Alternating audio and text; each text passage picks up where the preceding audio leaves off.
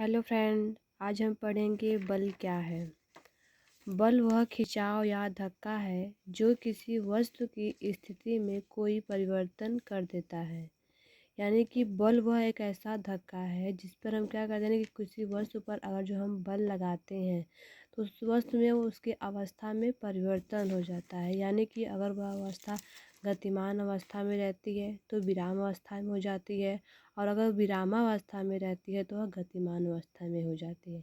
यानी कि अगर हम कोई भी उस पर धक्का लगाते हैं तो उसकी अवस्था में परिवर्तन हो जाता है, तो उसे हम बल कहते हैं। अगला है कार्य क्या है।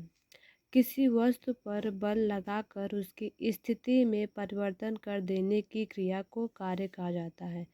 यानी कि जैसे हम बल लगा रहे हैं तो बल लगाने का मेरा मतलब यानी कि हम जिस वस्तु पे बल लगा रहे हैं तो ये होना चाहिए कि हम बल लगा रहे हैं तो उस वस्तु की अवस्था में परिवर्तन होना चाहिए। यानी कि बल हमें ऐसी दिशा में लगाना चाहिए कि जिससे वस्तु की अवस्था में परिवर्तन हो सके। यानी कि इससे अगर जो हम कोई वस्तु है उस वस्तु को हम बल लगा करके एक जगह से उठा करके दूसरे जगह पे रख देते हैं तो अब कहते हैं कि हाँ कोई कार्य हुआ है।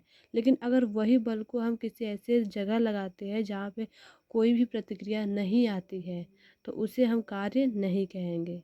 यानी कि बल हम जब लगाते हैं तो उसे एक ऐसी दिशा में लगाना चाहिए जिससे उस वस्तु की अवस्था में परिवर्तन हो सके। यानी कि अगर हम दीवार पे बल लगाते हैं तो दीवार से हमारा कोई भी प्रतिक्रिया नहीं आता है, दीवार उसी स्थान पे रहता है, तो हम कह सकते हैं कि कोई भी कार्य नहीं हुआ है।